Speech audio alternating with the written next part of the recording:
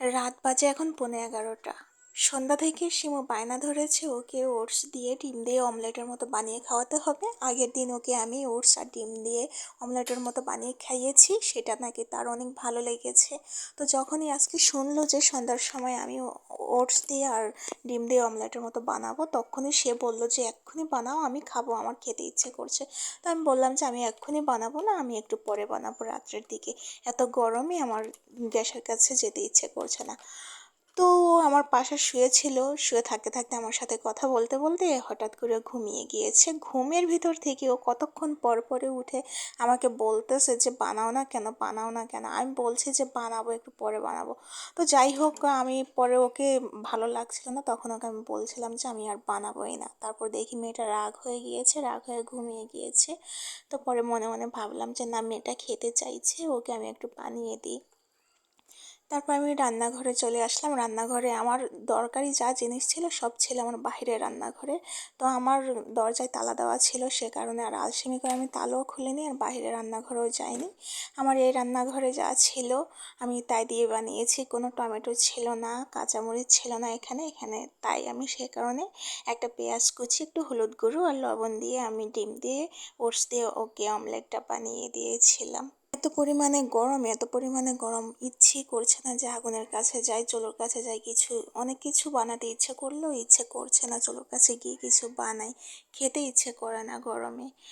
এমন একটা অবস্থা, এই যে দেখুন ঘাম আমার সারা শরীর দিয়ে, আমি গরমও সহ্য করতে পারি না, আবার অতিরিক্ত শীতও সহ্য করতে পারি না, এরকম অবস্থা। আমি যদি একটু তাপ পাই আমার শরীরে, মনে হয় যেন আমি গোসল করে এসেছি, এরকম অবস্থা হয়। আমার জামা কাপড় সব ভিজে যায়, শরীর ঘামে একদম ভরে যায়, এরকম একটা অবস্থা।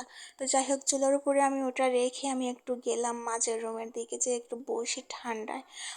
বসতে গিয়েছি কিন্তু দেখি যে সোফার সাথে শুধু আমি বাড়ি খাচ্ছি আর ঠুকঠাক শব্দ হচ্ছে। তখন মনে মনে ভাবলাম যে পাশের রুমে যারা ঘুমাচ্ছে তারা যদি এরকম শব্দ পায়, বলবে যে রাত 11টার সময় কি করে, কে এরকম শব্দ করে। তো একটুখানি বসলাম, একটুখানি বসে আবার ভাবলাম যে না, বসবো না, যদি কেউ হঠাৎ করে বাইরে চলে আসে তখন আবার খারাপ ভাববে যে এত রাত্রে আমি কি করছি এখানে বসে বসে। তো সে কারণে আমি আবার সেখান থেকে উঠে চলে গেলাম রান্নাঘরে। রান্নাঘরে যাওয়ার পরে দেখি যে আমার ডিমের অমলেটটা, ওটস দিয়ে বানানো ডিমের অমলেটটা ভাজা হয়ে গিয়েছে। মনে মনে ভাবছি যে কিছুই দিতে পারিনি, খেতে কীরকম হবে, ভালো হবে না হয়তো। তো ভাবতে ভাবতে আমি সেটা ভেজে নিলাম।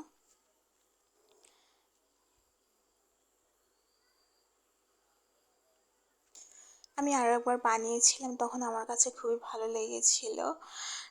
খেতে দারুণ হয়েছে, তাই সেই কারণে ভাবলাম যে আজকে বানাবো, কিন্তু গরমের জন্য আবার সেটা চেঞ্জ করে ফেলেছিলাম। পরে শিমু দেখি যে মন খারাপ করে ঘুমিয়ে গেছে, তাই বাধ্য হয়ে আবার বানাতে হলো আমাকে।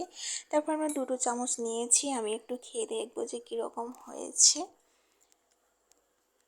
রুমের ভেতরে এসে দেখি, এই যে দেখুন আমরা নিচে শুয়েছি, এত গরম এত গরম, বিছানায় গা দেওয়াই যাচ্ছে না, বিছানা এত গরম হয়ে আছে, মনে হচ্ছে যেন ও উপর থেকে কেউ আগুনের গোলা ছাড়ছে, এরকম অবস্থা। তো সে কারণে আমি শিমু নিচে ফ্লোরে শুয়েছি, কিন্তু ফ্লোরও অত ঠান্ডা নেই, ফ্লোরটা গরম গরম।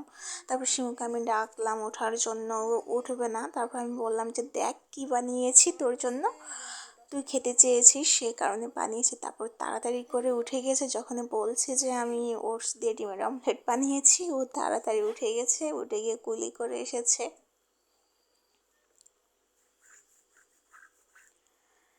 ওনার আবার আইটেম না হলে ভালো লাগে না, ওনার সব কিছুতেই সস লাগে। উনি যদি চিপস খেতে যায় চিপসও উনি সস দেয়, মানে যেটা খেতে যাবে ওনার সস লাগবেই।